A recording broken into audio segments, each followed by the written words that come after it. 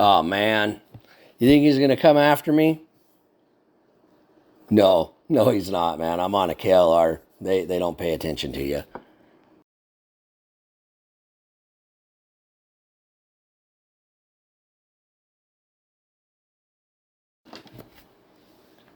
Good morning, guys, and welcome back to the channel. So today we're going to talk about 5.5 weird things about commuting on the KLR. I chose 5.5 because really there's not that many weird things about commuting on this motorcycle. Then as we dive into this, you'll see that what is weird to me may not be that big of a deal to you. So first up, as you can see from the intro video, man, cops don't pay attention to this bike. I was doing 12 miles an hour over the speed limit. I was pulling away pretty good from a car that was back a ways from me. I was pretty well ahead of them. But I came around that corner, there was that cop, and I thought, man, if I'm going to get pulled over, now's the time. And he didn't. He didn't even look my direction. Then this motorcycle, it's not a very assuming motorcycle. It doesn't look fast. It's not fast. I mean, obviously, if you're in a 35 mile an hour zone, you could ride double the speed limit if you so chose.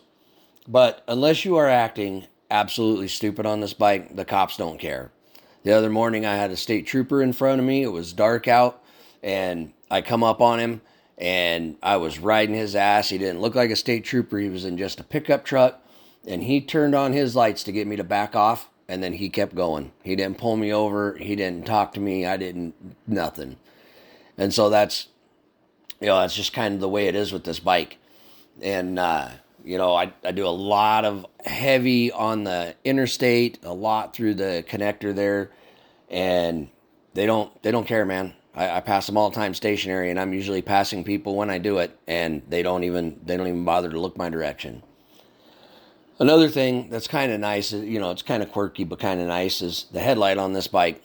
The brights are so high above your eye line that it doesn't do anything more than just annoy you to have the blue light on the dash. But the dims on this bike are bright as hell. And so in the morning when I'm commuting on the freeway, anybody that I get behind for longer than just a few seconds, they get out of the way. They do not want this bike behind them because the bike is high enough and the lights are bright enough that it annoys the hell out of them. And so it makes it nice on my morning commute in, because 84 miles, I'm doing an hour and 15 hour and 20 minutes on that bike. So by the time I actually hit city traffic, I'm on the last 20 minutes of my ride. I'm ready to get off the bike. And it's nice having people not stay in your way. It makes the getting through traffic that much easier. You're not worried so much about, darting in between cars and trying to get out of the zones that you want to stay out of, because people tend to move out of your way once you've been behind them for a little bit. Another thing about this bike is the wobble. Everything above 65 miles an hour, when the wind hits you, whether it's off of a semi, off of a truck towing, a decent sized trailer, normal just wind, you pick up a wobble on the bike. And it starts in the front end, and you can feel it move throughout the bike. Now, of course, you can let off the throttle just a little bit. It seems like about a mile an hour change when you're passing a semi and you catch this crosswind. Just dropping the bike about a mile an hour, 2 miles an hour. Still have enough speed to overtake the semi, but that change stops the wobble almost immediately. The other thing is you can put a light lean on the bike so you're still traveling in a straight line. And as you come around the semi, that allows the wind to hit you differently. Now, my tires are pretty well worn out here. I got 4,500 miles on the bike, and they're pretty much done for. So here in the next week, I'll be ordering a new set of tires. I have a feeling some of that wobble will go away with the change of tires. And I'm also most likely going to order a fork brace for it, which I think will clean it up. Because like I said, that wobble is initiated in the front of the bike, but you feel it throughout the bike. Another thing is the seat, man. The seat on this bike is soft, which, it sucks. It's actually too soft, but it's black vinyl. And so once this thing sits in the sun all day at work and I get on it and it's 100 degrees in the afternoon, 102 degrees, that seat is hot. and it doesn't really cool down. Once you're at 80, you can kind of lift your butt a little bit and kind of cool you off, but the seat stays hot. And the longer you ride, the more heat comes up off of the engine and adds to that overall heat. And so if you are like me, I'm 5'7", and so when I'm sitting on the bike, if I put both feet down, I am resting the majority of my weight right on the midsection, right at my balls and taint, man. And so if you're trying to put both feet down, or you're trying to shift around while stationary in stop and go traffic, man, you chafe, you get swamp ass.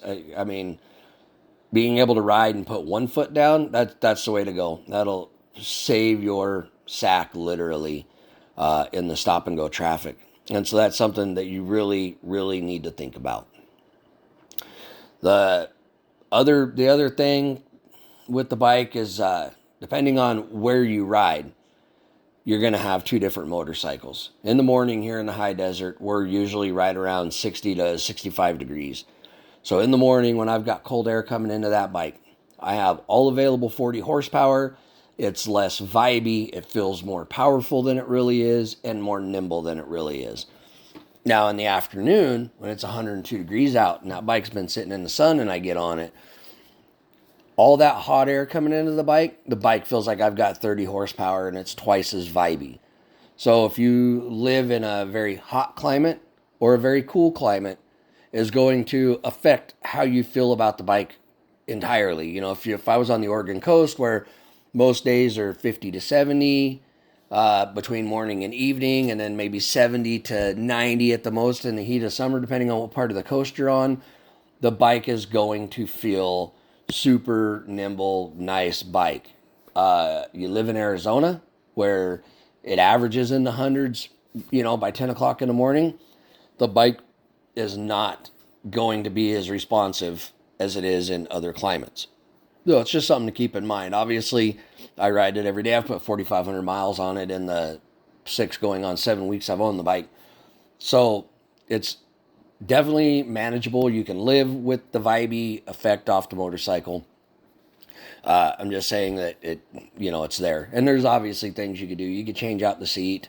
You could pick a route where it's not 80 mile an hour on the freeway. And unfortunately for me, because of where I ride, to pick a different route to stay under 80 miles an hour, I'm adding like 20 miles to my trip. So it's not really feasible for me, but it can be done. And kind of the last thing is, no matter what you do with the bike, it's going to tell you that you got 2 miles or 2 gallons left in the tank. That fuel gauge is going to start flashing at you, letting you know you're out of fuel, and you're not. The most I've gotten out of it in the backcountry is like 240, and then the fuel gauge starts blinking at me, and then we went and hit a little small gas station. I still had 2 miles on the bike, or 2 gallons on the bike, sorry. And so that's pretty common. And, commuting at 80 miles an hour, I'm getting, those days I get 48 miles to the gallon at the worst. And that was, I'm doing between 80 and 90 and just ripping on the bike. On average, out in the backcountry and everywhere where I'm not doing 80, I'm getting 50 to 55 miles to the gallon. And so I'm hitting that 300 plus miles to the tank before I'm actually out of fuel. And so you just have to get to a point where you're confident knowing that you have 100 miles on that bike when that fuel light comes on. And I get why Kawasaki did it, man. This bike's meant to go out and adventure. And so because of that, if you're out in the desert and you've been riding for a good time, you want that fuel gauge to come on and still have enough time to get to a gas station or pull your Rotopacks off your bike and put fuel in it to get back. Because this bike, 300 mile range out in the desert, man, you could get a long ways away from the world. And so it makes sense that, when that fuel gauge is flashing at you, that you've got enough range to get hopefully somewhere. But there again, if you're out riding in the desert like that, you should probably have extra fuel, GPS, and be aware, maybe pick a route before you go, let other people know. So when you don't turn up, they have a general idea of where you ended up. So overall, will I continue to commute the 168 miles round trip every day? I will. It is a fun bike. And I can literally go right from commuting all week, and I can get home on Friday, throw a bunch of gear on the bike, get up Saturday morning, and I can go out to the desert and I can be gone all weekend. And so any time you can do that with a motorcycle, man, and get away and enjoy the things you do, it's worth it, man. Get out here and adventure. It's worth it every time.